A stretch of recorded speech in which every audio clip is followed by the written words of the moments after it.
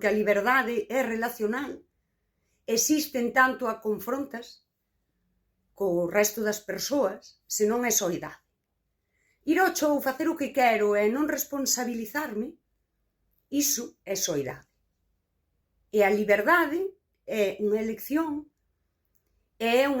responsable. Por iso non é fácil, porque ti tes que responsabilizarte disto. Erich Fromm diríanos que temos medo á liberdade, porque a liberdade ponnos de cara a ese cantil, a ese vacío da nosa existencia. A poñernos nós ao mando de como existimos.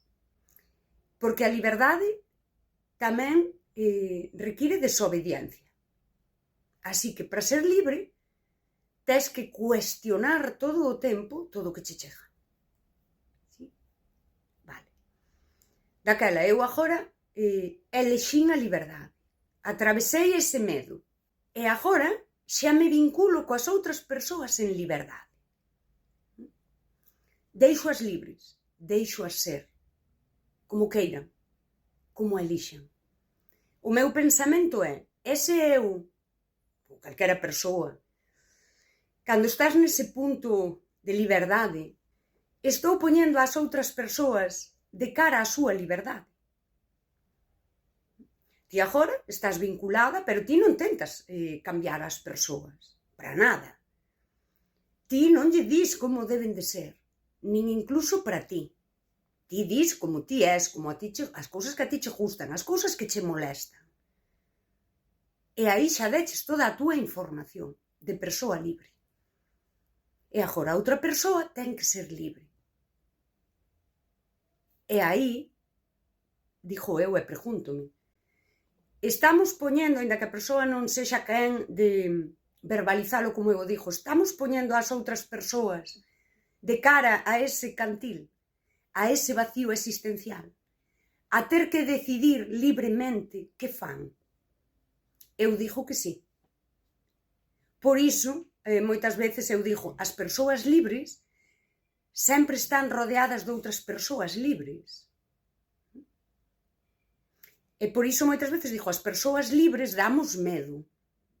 E non é un medo, non é medo a nós, porque lle vas ter medo a unha persoa que non te condiciona, que te deixa ser, que te acepta como és. Non é a persoa que tes medo. Tes medo, digo eu, a persoa ten medo a si mesma libre. Isto a min conéctame moi ben co tema de Fromm. E creo que hai, que a idea está aí, non? E ser libre tamén leva consigo a renuncia e a perda.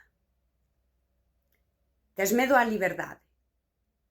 E cando ti atravesas ese medo á liberdade, tamén vas atravesando outros medos humanos, como o medo á soidade. Porque te van rexeitar moitas veces, vas quedar excluída moitas veces, van te abandonar moitas veces.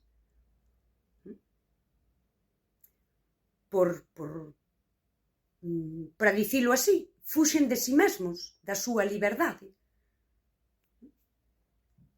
E ti, síntelo como que te abandonan, te rexeitan, te exclúen. Por iso ser libre é a rehostia.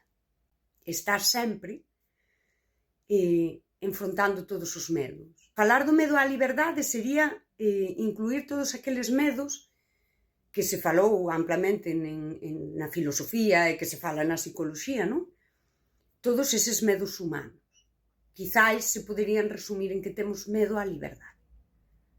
A liberdade pasa porque te quero libre de ser e acepto-te con todo, co que ti és e co que ti decides e cas túas mudanzas, non? Porque desde a filosofía dos afectos, se falásemos de vínculos que duran no tempo, eu vou ir aceptando as túas mudanzas, que entendo que vas mudando en liberdade. Aceptar non como vou estar aquí mirando.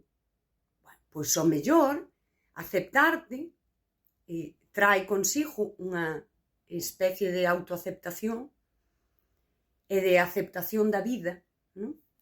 De que eu acepto-te como és, mas non te quero de par de mí.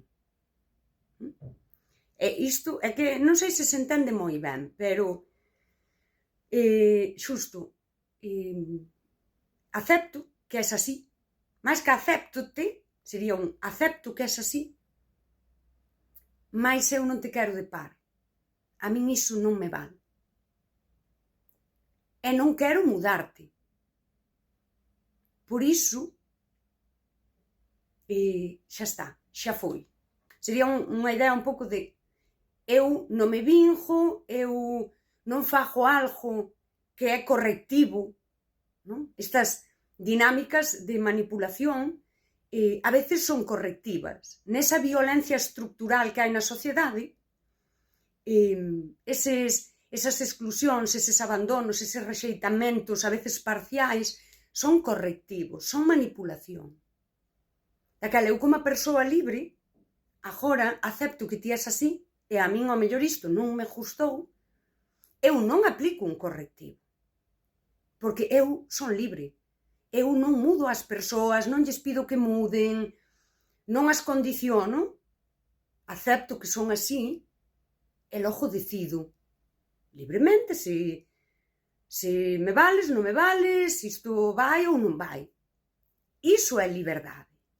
Unha sociedade de tanto ruído que xa non estás enfrontando a liberdade, todo o contrario, desde o medo, véndenche un discurso de liberdade que é vive o chou facendo o que che dé a gana. E aquí, ese medo á liberdade de Fromm, habíanos conectar moi ben, que agora non lembro o autor, non sei se teño por aquí, creo que non o teño anotado. Sí, sería Hannah Arendt, falaría desa soidade en masa. Esa soidade en masa que sería cando nos desconectamos da comunidade, estamos isoladas, moitas persoas isoladas, sería esa soidade colectiva, e damos nunha sociedade manipulable. E aí ábrense as portas de par en par ás ideas totalitarias.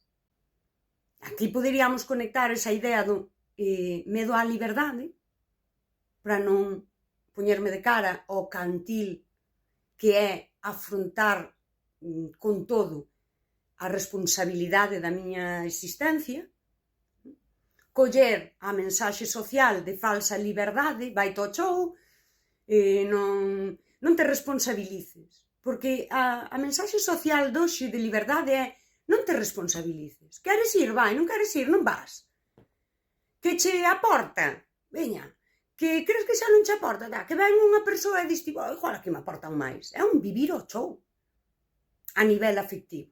Desde esa mensaxe de falsa liberdade, iríamonos isolando, iso é o individualismo, desconectándonos da comunidade, porque non nos estamos facendo responsables dos nosos vínculos, logo non hai responsabilidade social. Chegamos a esa soidade en masa, soidade colectiva, e somos unha sociedade manipulable. Unha sociedade que precisa de todos eses mandados, non enfrontar a auténtica liberdade coa súa responsabilidade,